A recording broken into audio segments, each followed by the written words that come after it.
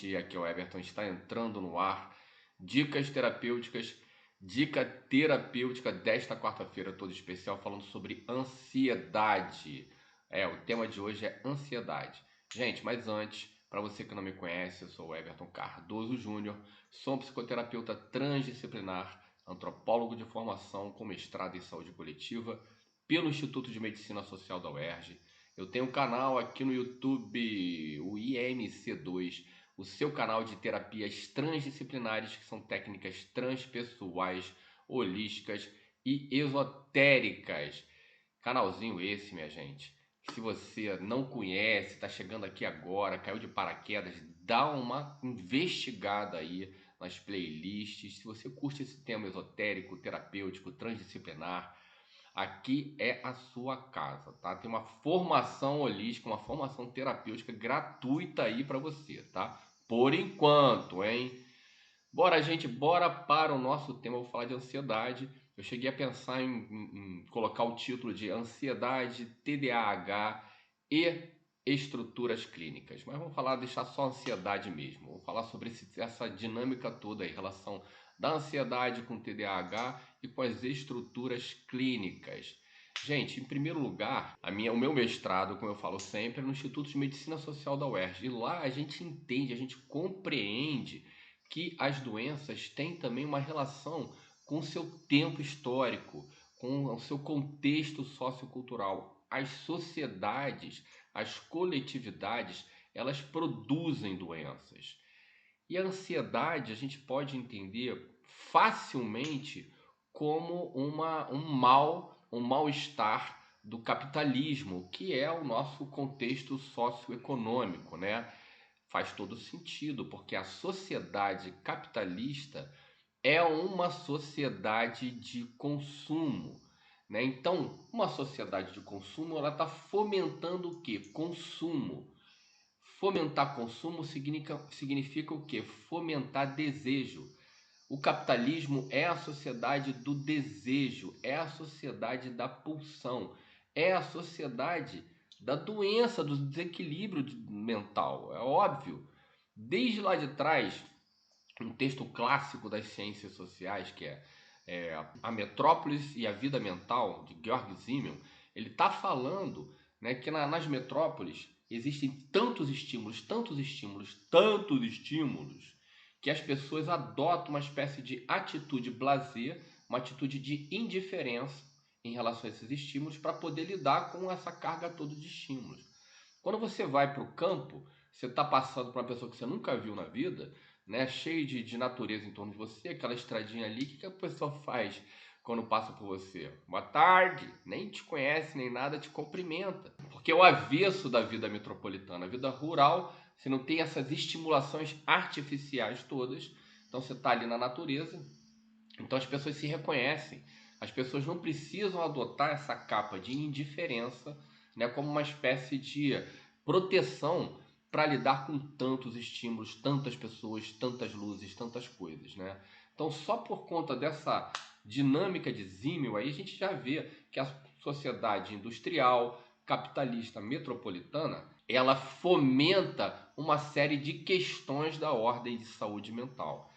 E como eu falei antes, gente, olha assim, nós somos seres pulsionais. A pulsão ela não se esgota, ela nunca vai se satisfazer, ela vai estar sempre buscando uma coisa. A gente é construído na falta. A gente não tem nem a clareza do nosso desejo. Aquilo que a gente denomina minha vontade, meu querer, não é necessariamente, não é exatamente o nosso desejo. O nosso desejo ele está inconsciente e ele está baseado nas nossas faltas, nas nossas questões.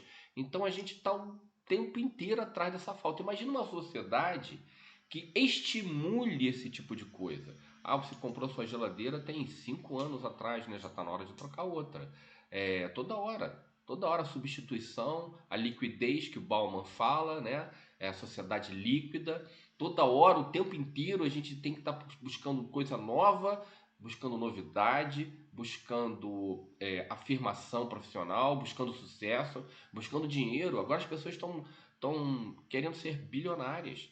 Gente, se você ganhar 10 mil por mês, vai demorar uns 8 mil anos para você juntar tudo. Pegar todo esse dinheiro e juntar, vai demorar uns 8 mil anos para você juntar. Se você ganhar 100 mil por mês, vai demorar aí uns 120 anos, cento e poucos anos, para você juntar 1 bilhão, para você chegar a 1 bilhão, separando esses 100 mil todo mesinho ali, 100%, entendeu?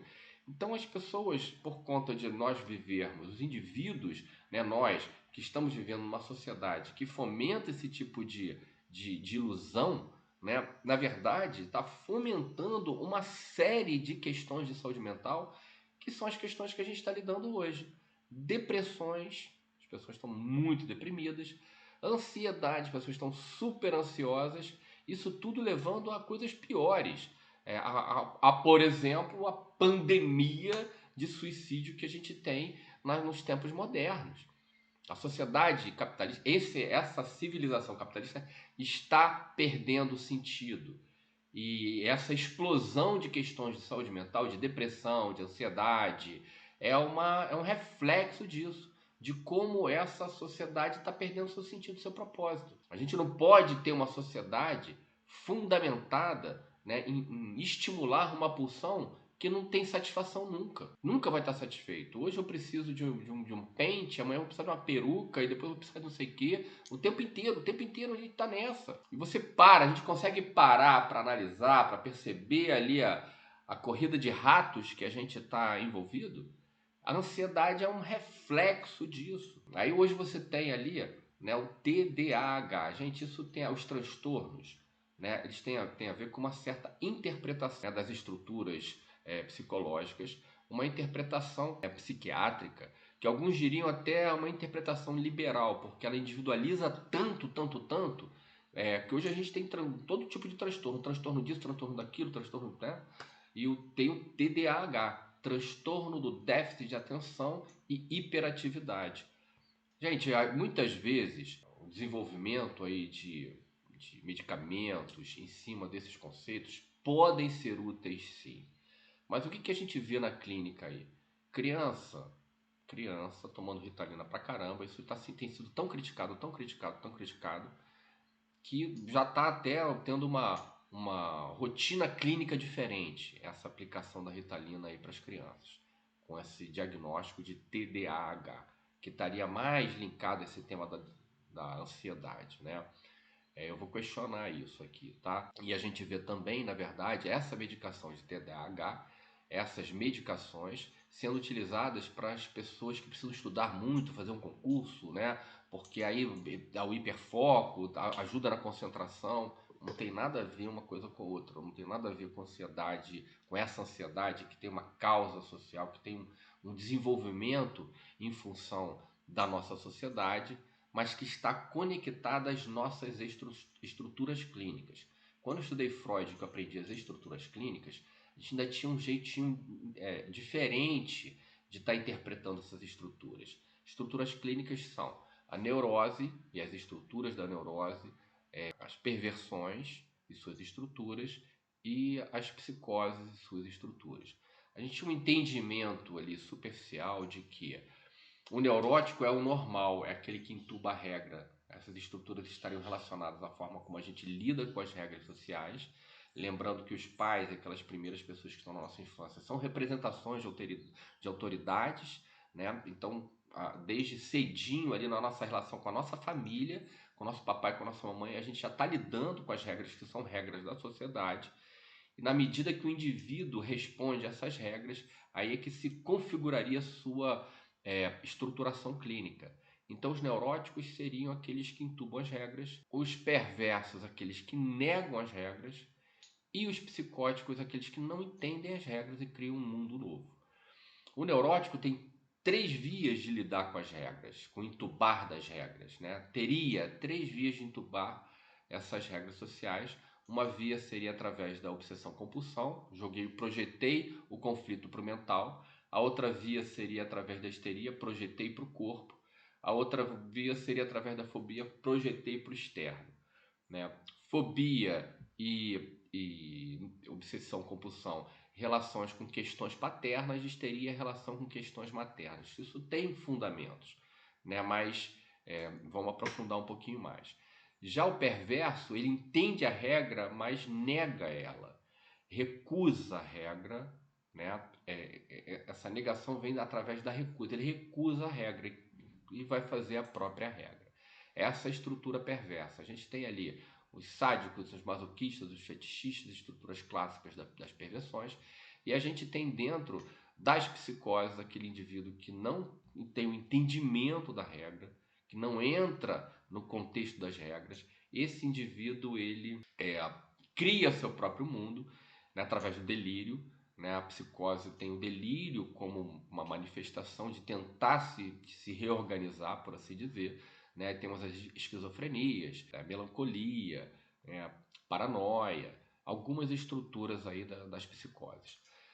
Gente, tem um cara chamado Jacques Lacan que ele vai fazer uma reinterpretação dessas estruturas clínicas e ele promove uma verdadeira revolução quando ele faz essa reinterpretação.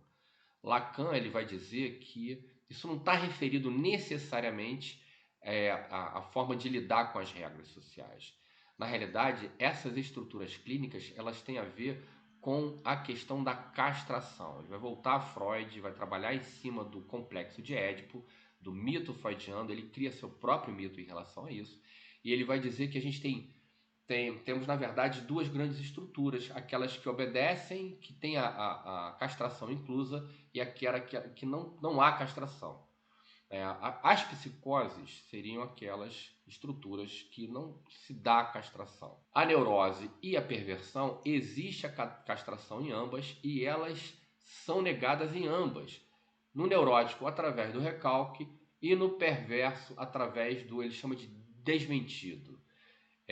Muito interessante tudo isso, gente. Em primeiro lugar, porque ele já faz uma relação aí entre neurose e perversão que a gente pode usar, por exemplo, para entender a questão política aqui no Brasil.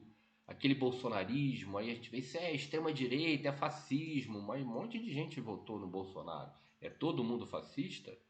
A gente pode comparar ali o fascista com o perverso, ok. E essa galera que foi ali, que votou na esteira disso aí? É porque, olha a Lacan na jogada, há uma relação entre a neurose e a perversão. Elas são mais parecidas do que parece no primeiro sentido. E a ansiedade nisso tudo aí? Onde é que está a ansiedade? Né? Tem a ver com esse contexto sociocultural que a gente falou. Né? A ansiedade ela pode estar presente em todas as estruturas clínicas, então você vai ter obsessivo ansioso, tem muito na verdade, né? Obsessão compulsão, perverso ansioso, psicótico ansioso, né? Histérico ansioso, mas tem uma estruturazinha ali que está mais conectada com esse tema da ansiedade, que é a estrutura da fobia, das fobias.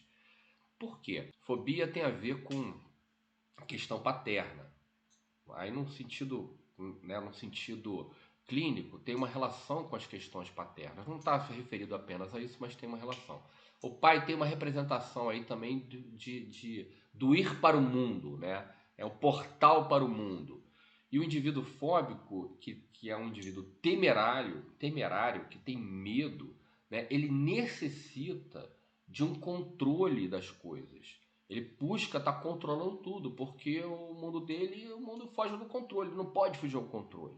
Então, nessa necessidade de tentar manter o controle sobre o seu mundo, sobre as coisas, né, a manifestação da ansiedade ela é muito presente. Então, o grande ansioso da clínica, quando a gente está lidando com esse tema da ansiedade mesmo, né, o grande ansioso da clínica é o fóbico, que ele está tentando ali buscar um caminho para lidar com esse medo das coisas que fogem ao seu controle.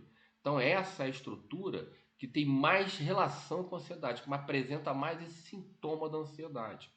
Ah, Everton, mas eu tomo uma medicação para TDAH e está me ajudando. Ok, ótimo. Tá tomando com um psiquiatra, porque é fundamental. Ter o apoio de um médico psiquiatra para lidar com a medicalização e talvez a desmedicalização. Então, esse é um fator chave aí, em primeiro lugar. Né? Tem que estar com um profissional da medicina para ter esse controle medicamentoso. Porque hoje, às vezes, as pessoas vão numa clínica aí na Unimed, vai numa emergência ali, às vezes sai, né, com um diagnóstico que não tem nem a ver com a coisa, mas sai tomando uma medicação que é uma medicação psi. Se isso é o seu caso, procure um psiquiatra, tanto para você entender melhor sobre essa medicação, quanto para você regular o uso dela e, no caso, talvez até do desuso, de se tirar dela, de remover, né, essa medicação se for necessário, entendeu? Então, a ansiedade é um mal social, né? A nossa sociedade fomenta consumo, fomenta desejo, e a pulsão não tem satisfação, a gente vai ficar o tempo inteiro atrás, você vê os acumuladores, né, por exemplo. E aí a nossa sociedade fomenta isso, como é que eu posso ser um sujeito naturalmente tranquilo? Já é complicado.